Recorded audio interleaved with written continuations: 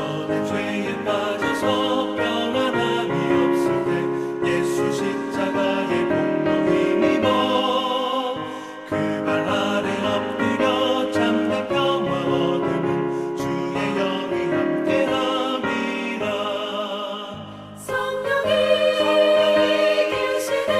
계시네 할렐루야 함께 하시네. 좁은 길을 걸으며 만나 기뻐하는가 주의 영이 함께 함이라.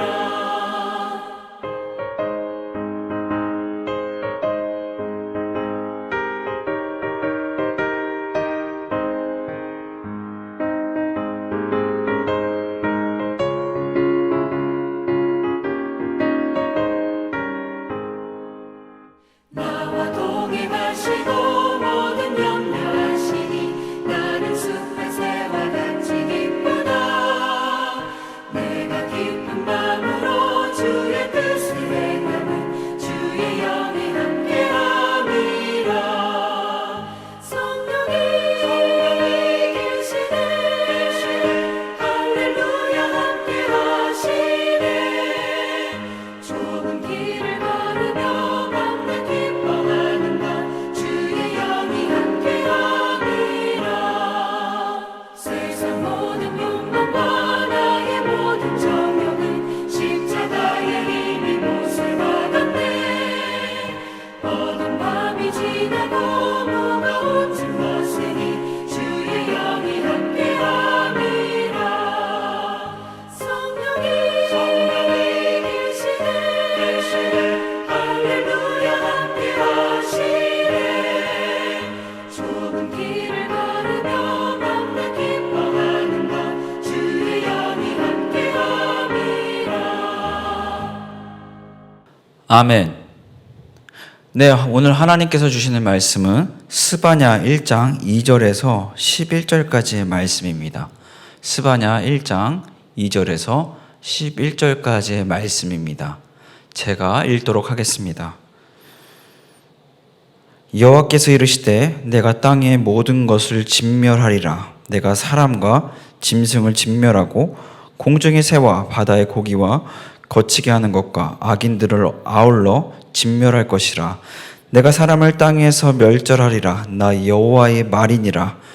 내가 유다와 예루살렘의 모든 주민들 위에 손을 펴서 남아있는 바알을 그곳에서 멸절하며 그 말임이란 이름과 및 그 제사장들을 아울러 멸절하며 또 지붕에서 하늘의 무별에게 경배하는 자들과 경배하며 여호와께 맹세하면서 말감을 가리켜 맹세하는 자들과 여호와를 배반하고도 따르지 아니하는 자들과 여호와를 찾지도 아니하며 구하지도 아니한 자들을 멸절하리라.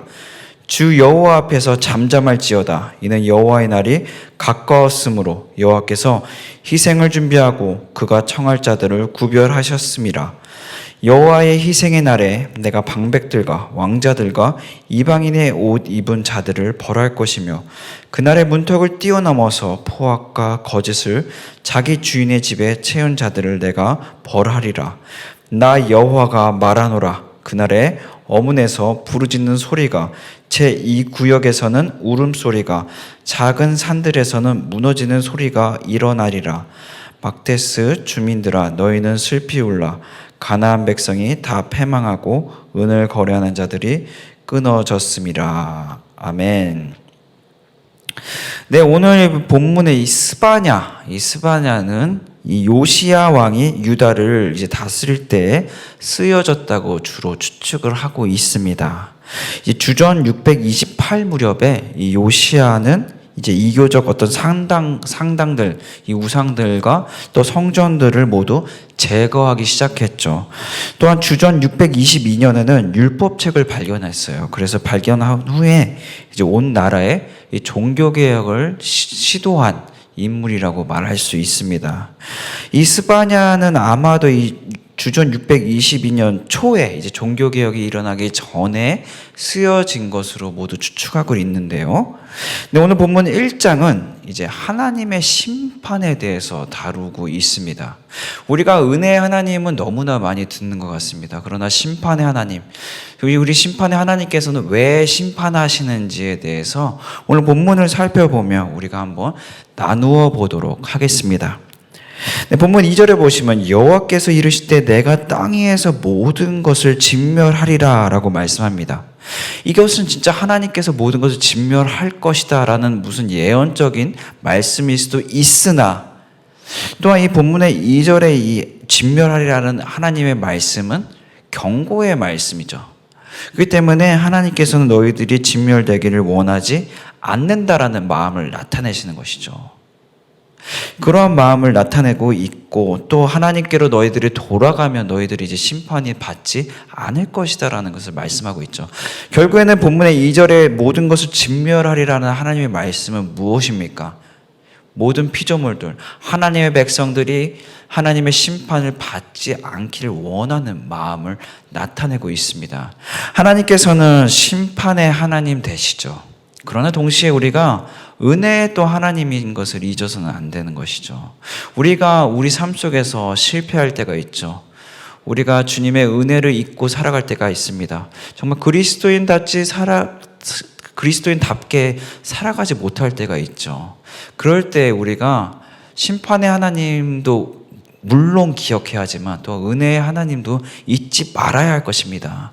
아직 늦지 않은 것이죠. 그때라도 주님께로 돌아가면 주님께서 용서하시고 또 죄 없다, 의롭다 여기주시는, 정말 주님의 은혜로서, 우리의 능이 아닌 주님의 은혜로서 우리를 의롭게 만드시는 주님인 것을 우리는 잊어서는 안 될 것입니다. 네, 본문 3절에 보시면 내가 사람과 짐승을 진멸하고 공중의 새와 바다와 고기와 거치게 하는 것과 악인들을 아울러 진멸할 것이라. 내가 사람을 땅에서 멸절하리니 나 여호와의 말이니라 라고 말씀하고 있습니다. 사람도 진멸하고 짐승도 진멸하고 공중의 새, 바다의 고기, 악인들과 같이 모든 것을 진멸한다고 말씀하고 있어요. 이것은 무엇을 말씀하고 계실까요? 무엇을 우리에게 의미하는 것일까요? 정말 모든 피조물들을 하나님께서 다 진멸하기 원한다는 말씀일까요? 아니죠. 이 모든 피조물들은 하나님의 심판을 피할 수 없음을 이야기하고 있죠. 우리는 내가 신앙이 이 정도니까 사실 우리가 구원을 받았다고 말할 수 있지만 아직 완성됐다고는 이야기할 수 없어요. 왜냐하면 우리가 아직 주님을 만나지 않았기 때문이죠. 주님을 만났지만 우리가 아직 심판자 되시는 그 주님을 만나지 않았기 때문이라는 것이에요. 그것을 말씀하고 있죠. 우리 모두가 하나님의 심판을 피할 수 없습니다. 구원은 우리가 계속적으로 완성해야 가는 것이죠.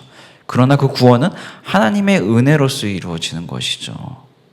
우리 삶 속에서 그렇기 때문에 잊어서는 안 될 것, 바로 심판자 되신 하나님인 것이죠. 혹시 내 삶 속에서 나 정도면 괜찮아, 나 정도면 신앙인으로서 충분히 훌륭하다고 생각한다면 그것은 굉장히 무섭고 또 두려운 생각일 수 있죠. 우리가 살아가면서 왜 심판자 하나님을 기억해야 합니까? 은혜의 하나님만 기억한다면 우리가 하나님을 두려워하지 경외하는 마음이 없을 수 있죠. 그러나 우리가 심판자 하나님을 기억하며 하루하루를 신앙을 유지해 나아갈 때 정말 우리가 하나님을 경외하는 마음을 가질 수 있는 것이죠. 그렇기 때문에 우리가 잊어서는 안 될 것, 그 누구도 하나님의 심판을 피할 수 없다는 것을 말씀하고 있습니다. 또한 4절 말씀해 보시면 내가 유다와 예루살렘의 모든 주민들 위해 손을 펴서 남아있는 바알 그곳에서 멸절하며 그만임이란 이름과 및 그 제사장들과 아울러 멸절하며 라고 말씀하고 있습니다. 하나님께서 심판하시는 그 대상이 누구냐는 거죠. 심판받는 대상들, 그거에 대해서 너무나 잘 말씀하고 있죠. 남아있는 바알이라고 이야기하고 있습니다. 네, 하나님께서 이렇게 경고했음에도 불구하고 남아있는 바암, 그럼에도 불구하고 여전히 이제 바알을 섬기는 우상 숭배하는 자들을 이제 말씀하고 있는 것이죠. 또한 본문에 금아림이라는 표현이 써져 있는데 이 금아림은 우상을 섬기는 제사장들을 주로 뜻한다고 합니다. 예, 그리고 이어서 그 제사장들과 아울러 멸절하며, 그렇죠? 그러니까 이 제사장들은 사실 우리가 그 이스라엘 백성들을 하나님께로 잘 인도해야 하는, 하나님의 뜻을 잘 전달해야 하는 의무가 있던 사람들이죠, 당시에. 그런데 잘 인도하지 못했던 것이죠. 오히려 우상숭배를 했던 이런 이제 제사장들의 역할을 망각하고 역할을 하지 않았던, 제대로 하지 않았던 모습을 보여주고 있는 것이죠. 이런 자들에게 어떠한 일이 나타납니까? 하나님의 심판이 임한다는 것이에요. 이 제사장들 또한 이 모든 주민들이 바알을 섬겼던 이유는 여러분들이 잘 아시다시피 경제적인 이유가 가장 컸죠. 또한 어떤 쾌락적인 부분들도 나타나죠. 바알 신을 섬긴다는 것은 사실 그 안에서 어떤 성적인 행위를 했던 것으로 우리가 알고 있죠. 그렇기 때문에 쾌락적인 삶과 또한 어떤 돈을 추구하는, 지금 현대말로 하면 돈을 추구하는, 왜냐하면은 이 바알은 풍요의 신이었기 때문에 돈을 추구하는 삶이라고 말할 수 있는 것이죠. 나는 지금 우상숭배를 형제하지 않는다라고 생각할 수 있습니다. 그러나 내가 지금 인생의 삶의 이유와 목적과 방향성, 내가 살아가는 이유를 정말 냉정하게 한번 살펴보시길 소망합니다. 정말 내가 살아가는 이유가 하나님인가? 아니면 바알, 지금 어떤 돈, 명예 이런 것을 추구하고 있다면 사실 이 오늘 본문에 남아있는 바알을 섬겼던 이 제사장들과 다를 것이 없는 것이죠. 그러한 삶의 결과는 지금 당장은 잘 사는 것 같이 보일 수 있으나 그것은 영원할 수 없고 그 삶 결국에 하나님의 심판에 이르게 되는, 이 심판은 또 영원한 심판에 이르게 됨을 말씀하고 있습니다. 5절은 이제 우상숭배, 본문 5절은 우상숭배란 무엇인가에 대해서 또 잘 말씀하고 있죠. 5절에 보시면 또 지붕에서 하늘의 무별에서 경배하는 자들과 경배하며 하나님 여호와께 맹세하면서 말감을 가리켜 맹세하는 자들과, 그렇죠? 이 이스라엘 백성들이 하나님을 공식적으로 버린 적은 없어요, 그렇죠? 그러나 하나님도 섬기고 바알신을 섬겼어요. 그러나 이스라엘 백성들이 주로 섬겼던 건 하나님이라고 말할 수 있죠. 사실 우리의 삶, 우리의 신앙과 비슷한 부분이 있지 않나 생각이 듭니다. 우리도 하나님을 섬기며 또 그리스도인으로 살아가고 있습니다. 그러나 하나님께서 바라시는 것은요, 내가 첫 번째고 다른 것은 우선순위 두 번째, 세 번째를 바라시는 것이 아니라 이 구약에서 예언서를 통해서 계속 말씀하시는 것은 나만을 섬기라는 것이에요. 우선순위를 하는 것이 아니라 이스라엘 백성도 분명히 이 우선순위에서 하나님이 가장 먼저였을 것입니다. 그것이 아니라는 것이죠. 나만을 섬기라는 것이에요. 나만을 섬겨라. 우상숭배란 무엇입니까? 이 종교 혼합주의, 또 다원주의를 가리킨다고 말할 수 있죠. 이것도 섬기고 저것도 섬기는 삶. 내가 그것을 원치 않는다. 너의 삶 속에 우선순위를 매기지 마라. 오직 나만 섬겨라 라고 말씀하시는 것이죠. 결국엔 그렇기 때문에 우상숭배란 무엇입니까? 하나님이 1순위 되고 다른 것이 2순위, 3순위 되는 것조차도 우상숭배인 것을 보여주고 있는 것이죠. 근데 또한 본문 6절에 보시면 우상숭배의 삶이 무엇인가에 대해서 또 잘 나타나 있죠. 본문 6절에 여호와를 배반하고 따르지 아니한 자들과 여호와를 찾지도 아니하며 구하지도 아니한 자들을 멸절하리라. 우상숭배의 삶이 무엇입니까? 여호와를 배반하고 따르지 아니한 자들, 그렇죠? 그리고 찾지도 아니하며 구하지도 아니한 자들, 그렇죠? 이 여호와를 배반한다, 하나님을 배반한다는 것은 어떤 의미입니까? 첫 번째는 따르지 않는 자들이에요. 두 번째는 찾지 않는 자들이고, 세 번째는 주님을 구하지 않는 자들이에요. 나는 하나님을 배신하지 않았다고 생각할 수 있어요. 그러나 지금 이스라엘 백성들이 누구를 찾았을까요? 어려움이 있을 때 무엇을 찾았을까요? 아마 바알신을 찾지 않았을까 생각이 듭니다. 우리의 생계가 중요하지 않다고 말할 수 없죠. 그러나 그때 우리가 신앙의 어떤 의지하는 것들이 무엇인가, 또 삶의 방향성이 무엇인가가 너무나 잘 드러나죠. 그들은 여호와를 배반하지 않았어요. 가장 우선순위, 이스라엘 백성들 가장 우선순위 하나님이었을 거라고 생각이 됩니다. 율법도 잘 지켰을 거라고 생각해요. 그럼에도 불구하고 어려운 일이 있을 때, 어떤 상황 가운데 처해 있을 때에 하나님이 아는 바알을 따랐던 거죠. 바알을 찾았던 거고 바알을 구했던 것이에요. 여러분들, 우리가 계속적으로 기억해야 될 것, 하나님은 가장 마지막의 방법이 아닌 것이에요. 하나님은 가장 최선이고 가장 먼저 되셔야 되는 방법인 것이죠. 이것이 진리거든요. 주님의 말씀은 진리이기 때문에 이것이 어떤 것도 대체할 수 없으며 가장 마지막이 될 수도 없는 것이죠. 그것을 말씀하고 있죠. 결국에 우상숭배의 삶이 무엇입니까? 주님을 따르지 않는 것이에요. 그러니까 우리가 주님의 은혜 안에서만 거하면서 나는 연약합니다, 나는 어쩔 수 없습니다, 이것은 사실 너무나 변명 아닌 변명이라고 말할 수 있죠. 그렇기 때문에 우리가 날마다 주님의 능력을 구해야 되는 것이죠. 아침에 일어났을 때도 삶 가운데서 주님의 능력을 날마다 구해야 하는 것이죠. 근데 주님의 능력을 구하지도 않으면서 나는 연약해서 쓰러질 수밖에 없습니다 라고 이야기한다면, 사실 영지주의, 육과 영을 분별해서 육은 그냥 악하니까 가능성이 없다, 이 땅에서는 내 마음대로 살 수밖에 없다라고 얘기하는 그 이단과 다를 것이 없는 것이죠. 또한 주님을 찾지 않는다는 것은 무엇입니까? 주님을 찾지 않는다. 마찬가지죠. 우리가 따르기 위해서는 주님을 찾아야 합니다. 주님을 찾는다는 거 주님의 능력을 구함이에요. 그렇죠? 주님의 능력을 구함이에요. 그러니까 주님의 능력을 구한다는 거, 우리가 주님을 찾아야 돼요. 주님을 찾는다는 건 어떤 것일까요? 말씀을 보는 것이에요. 기도를 하는 것이에요. 그것이 주님을 찾는 것이에요. 우리가 주님을 만나려면, 우리가 주님과 소통하려면 어떻게 해야 돼요? 말씀과 기도를 계속적으로 해야 되는 것이죠. 그럴 때 구하게 되는 것이죠. 주님의 능력을 받게 되는 것이죠. 주님의 능력으로 우리가 살아가게 되는 것이죠. 그러한 것을 말씀하고 있습니다. 그렇습니다. 우리가 우상숭배를 하지 않는다라고 생각할 수 있어요. 그렇지만 만약 본문 6절에 말씀한 것 같이 따르지 않고 주님을 찾지도 않고 구하지 않고 있다면 그것이 바로 우상숭배의 삶인 것을 말씀하고 있죠. 이어서 본문 7절에 보시면 주 여호와의 앞에서 잠잠할지어다 라고 말씀하고 있습니다. 무슨 말일까요? 이것은 그 누구도 하나님 대신에 심판자의 역할을 할 수 없음을 나타내고 있습니다. 그 어떤 사람도, 그 유명한 사람도, 어떤 그 권력가도 그 누구도 어떤 사람을 정죄하거나 심판할 수 없음을 이야기하고 있죠.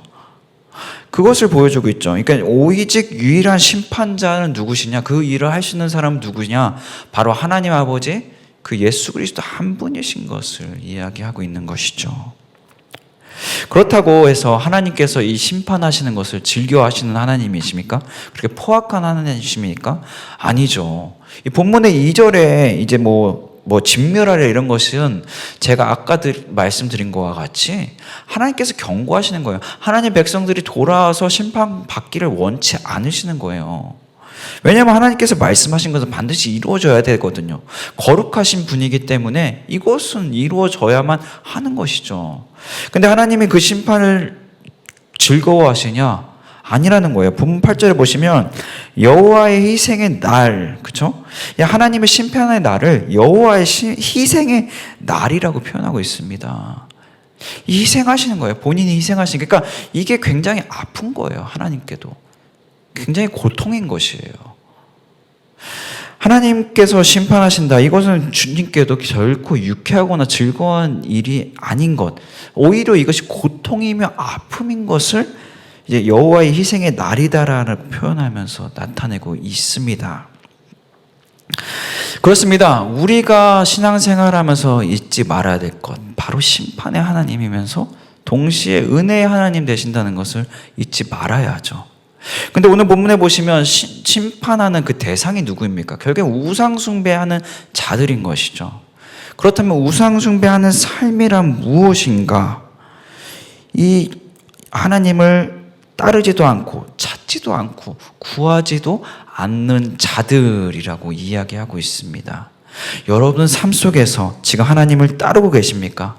하나님을 찾고 계십니까? 하나님을 구하며 살아가고 계십니까? 그것이 하루라도 지속되지 않는다면 여러분들은 이미 우상숭배의 삶을 살아가고 있는 것입니다. 또한 우상숭배의 삶은 그 끝이 결국에는 심판이며 결국에는 이제 또 멸절되는, 이제 진멸돼 버리는 삶인 것을 우리는 잊지 말고 살아가야 할 것입니다. 제가 기도하겠습니다. 하나님 아버지, 우리의 삶 가운데 은혜의 하나님 되시며 또 심판의 하나님 되심을 잊지 않고 살아가기를 소망합니다. 우리가 날마다 주님을 찾으며 주님을 구하며 주님의 능력을 따라 정말 주님의 인도하심을 따라 살아가는 우리가 되기 원합니다. 성령, 이 시간 우리 삶 가운데 아직도 우상 숭배하는 부분들이 있습니까? 깨닫게 하여 주시옵시고 이제는 어떤 주님이 가장 중요하고 다른 것을 우선순위에 새기며 살아가는 것이 아니라 오직 주님만을 따르는 삶을 살아갈 수 있도록 성령님 인도하여 주시옵소서. 예수 그리스도의 이름으로 기도합니다. 아멘.